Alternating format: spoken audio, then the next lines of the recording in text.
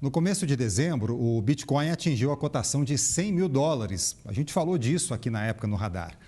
A mais famosa das criptomoedas subiu impulsionada pela vitória de Donald Trump na disputa à presidência americana. Já era uma marca histórica, mas ele ainda subiu mais depois. Chegou a 106 mil dólares quando Trump sugeriu a criação pelo governo de uma reserva estratégica de bitcoins. Mas aí depois a criptomoeda voltou para baixo dos 100 mil dólares.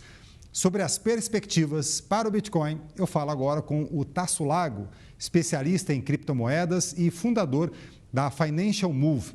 Tasso, boa tarde para você. Muito obrigado pela sua participação ao vivo aqui no Radar. Primeira pergunta, Tasso, por que o Bitcoin caiu tanto depois e voltou para baixo dos 100 mil dólares? Olha, primeiramente, boa tarde e obrigado pelo convite. Caiu tanto, eu sei que pode assustar a volatilidade dos criptoativos, mas o Bitcoin não caiu tanto assim, ele chegou a bater 92, 88 mil dólares.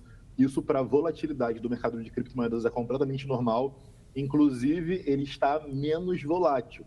Então, para quem é um pouco mais acostumado, a volatilidade, a flutuação dos preços está baixa.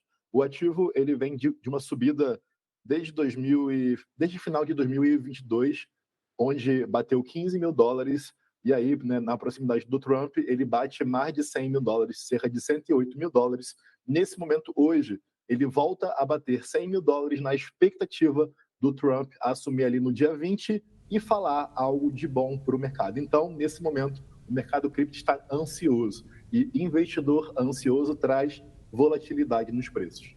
Agora, com uma subida tão rápida como essa que houve recentemente, você acabou de explicar, qual o risco de haver aí uma bolha de Bitcoin? Olha, se a gente estivesse falando de cripto em 2017, onde a gente não tinha aplicações no mundo real de criptomoedas, a gente poderia citar que era apenas uma ideia. Hoje nós temos instituições como BlackRock, como Fidelity, jogando bilhões de dólares no mercado. Nós temos fundos de pensão dos Estados Unidos investindo bilhões de dólares nesse mercado. Então, a ideia de bolha seria algo que se incha e, quando estoura, não volta a crescer. Cripto já teve aí 3 grandes ciclos de inchar e cair 80%, 85% e voltar a crescer. Então, parafraseando ali as tulipas, né, na bolha das tulipas, quando a bolha das tulipas estourou, não tinha nada real. Cripto, muito pelo contrário. A cada vez mais temos cripto inserido no mundo real, na economia real. Inclusive, tem um nicho de cripto que se chama RWA, Real World Assets, ou seja, ativos do mundo real. Então, hoje, cripto tem 3 trilhões de dólares de valor de mercado e a gente espera que vá para 6 a 8 trilhões nos próximos 2 anos. Agora, Tasso, a gente tem hoje juros já caíram, mas ainda altos nos Estados Unidos, né? Juros entre 4,25% e 4,5% lá, que para padrões americanos é bastante. Aqui no Brasil também, taxa de juros alta, né? 12,25% ao ano. De que forma esse cenário de juros altos afeta a cotação, o desempenho do Bitcoin? Quando os juros sobem, a gente tem menos liquidez para os ativos de renda variável, porque a renda fixa ela fica mais atraente. O investidor não fica tão propenso ao risco. Quando os juros caem, você fica mais propenso ao risco, porque o investidor ele está acostumado com juros de 2%, 1% ao ano em dólar. Então, para ele rentabilizar o dólar, ele tinha que obrigatoriamente tomar risco, ou seja, investir em empresas, em startups, em renda variável. E é isso no mundo inteiro. Então, com esse movimento do dólar de subida dos juros, né? Recentemente, a gente cortou os juros e o mercado espera mais 1 ou 2 cortes de juros para esse ano. Então, a gente está vindo no caminho contrário. Os juros subiu, né, após efeitos de saúde mundial, e agora os juros vêm caindo com certa calma para não perder o controle da inflação, que tem como meta aí 2% ao ano lá nos Estados Unidos. E para o dólar, vale o mesmo raciocínio, né? Porque o dólar está se valorizando muito no mundo inteiro, no Brasil principalmente, subiu bastante, não precisamos nem falar, né? Passamos aí dos R$6. O dólar também acaba sendo um competidor aí, muito mais forte numa época como essa em relação ao Bitcoin.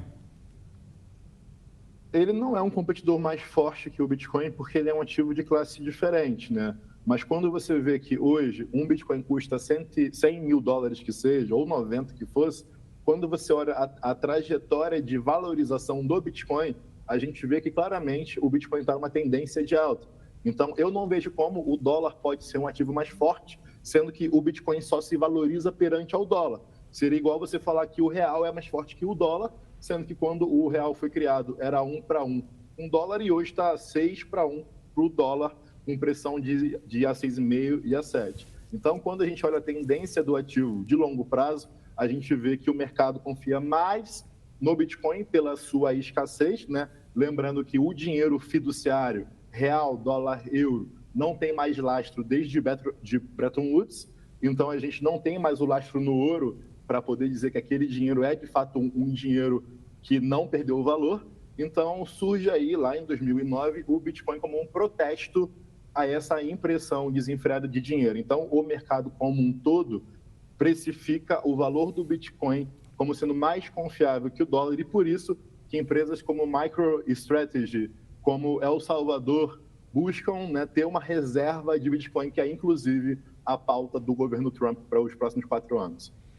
Por falar nele, só para a gente encerrar aqui, Tasso, né? Trump fez, durante a campanha, discursos muito simpáticos ao Bitcoin, e isso explica, em grande medida, a subida que a criptomoeda teve.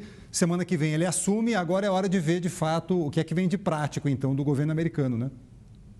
Então, todo o mercado está esperando, né? Porque, que nem vocês já citaram aí, que antes o Trump era contra, só que, segundo uma pesquisa, 1 em cada 5 norte-americanos já comprou criptomoedas. Então, quando o Trump ele tem um discurso mais pró-cripto, ele não está realmente interessado em apoiar a Bitcoin, mas ele quer os votos de 1 a cada 5 pessoas que votam pró-criptomoedas. Graças a isso, o Trump se tornou um defensor da inovação tecnológica. E eu saliento que ainda mais, a gente tem que ver como vai ser o Trump, se ele vai realmente ter uma política pró-cripto e o Trump sendo pró-cripto, quais outros países, ou China, pode ir atrás ali para ter políticas de incentivo a essa disputa tecnológica em prol das criptomoedas. Então, a gente vai viver aí um período único para quem investe nesse mercado. Eu gostaria de agradecer o espaço da gente poder estar falando de cripto antes que a gente tenha aí notícias ruins e tudo mais, para as pessoas conseguirem, de fato, entender qual é o potencial desse mercado e por que ele existe e como que as pessoas podem ganhar dinheiro com ele. Obrigado, Tasso. A gente que agradece aqui a sua participação, trazendo mais informações sobre esse que é um ativo relativamente novo, muita gente ainda tem dúvidas, e é nosso papel aqui, como imprensa, trazer informações. Tasso Lago, especialista em criptomoedas, fundador da Financial Move. Muito obrigado pelas suas explicações. Obrigado. Valeu.